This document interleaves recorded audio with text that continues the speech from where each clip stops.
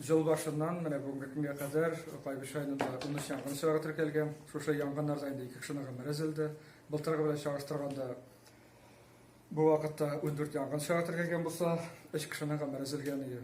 Менә хәзер көзге айлар, көзге айның соңгысы бару сәбәпле, аннан алда кышкы айларга китү сәбәпле безнең ягу сезоны башлану сәбәпле инде янгыннар чыгу куркынычы арта. Бу инде беренче чиратта мишләр, тәтәнкәргә тезек булмау белән бәйле булса, икенче сәбәп инде аның электр сәбәпләре була. Пишәргә килгәндә бар инде таләпләр, бу таләпләрне әле һава шартлары әйбәт булганда мишләрне башта таләпләргә китерсеннәр, халык иң күп таралган хата инде ул безнең нарушение дип әйтәбез, җырларда җиргәндә күрәбез, тәтәнкәргә читеп алюминий трубалар куллана халык. Утын жагабыз бит инде печкә, агач җанып китсен өчен 300 градуслар чамасы температура кирәк булса, агач үзе җанганда температура, ялкынның температурасы 9 градуска җитә. Шушы алюминий трубалар, алар инде 600, 550-600 градуста су кебек эреп ага. Менә күз алдыгызга китерегез, басып тора безнең крышада инде тәтәнкәргәч алюминий.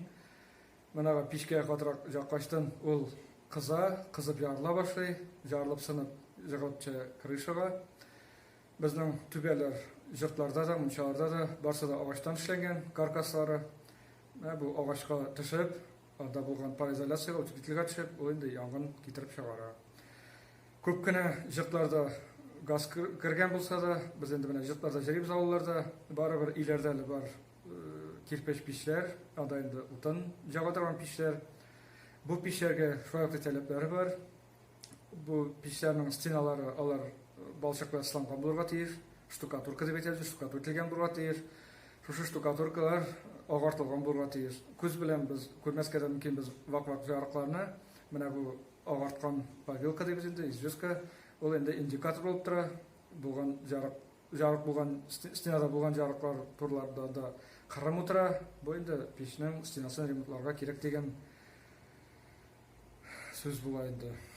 Һәрбер пич авызы алдында әгәр дә идән безнең ясалган икән җана торган материалдан, ул күп җыртлардан агачтан ясалган, булырга тиеш җанмый торган материалдан ясалган притопочный листы үзендә пич авыз алдында идәндә калай куялар күп очракта. Калай булмаса, ярый шулай кулланырга инде җанмый торган материаллар, керамика, кирпичтән площадка ясарга була. Бу площадкаларда инде безнең җана торган материал булырга тиеш түгел. Бу площадкалар пич авызыннан чыгып төшкән кайнар кызыл күмер агач идәнгә эләгеп янгын чыгамасын ясала. Но безнең инде җыртлар тикшергәндә, җыртларда җиргәндә күрәбез нәрсә, шушы площадкаларга иеп куелган була утын, аннан соң идәнне сыгырган чүпләр шунда иелеп тора. Булар инде барса да янгын чыгарга сәбәп булырга мөмкин. Күп вакыт хата нәрсә аркасында була тагын менә пичнең эчендә була икән тәтәнкәргәч, ул тәтәнкәргәч кисешә безнең күп вакыт түбә белән кисешкән җирдә пичнең стенасы ул инде калынайтылган булырга тиеш. Противопожарный разделка дип әйтәләр, русча әйткәндә отступка дип әйтәләр. Менә бу кирпичтән ясалган булса инде безнең тәтәнкәргәч агач түбәлә кисешкән җирдә аның киңлеге, калынлыгы стенаның ул инде 38-50 см җитә. Менә күп вакыт кешеләр менә шушы противопожарный разделканы үтәмиләр, ясамыйлар.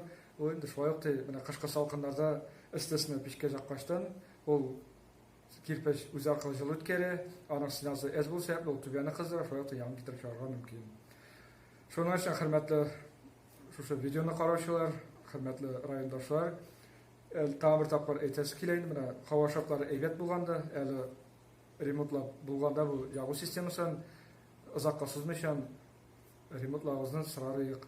Чөнки монардан инде кеше гомере, мал-мөлкәтнең саклануы да, кешенең исәнлеге дә шушылардан тора.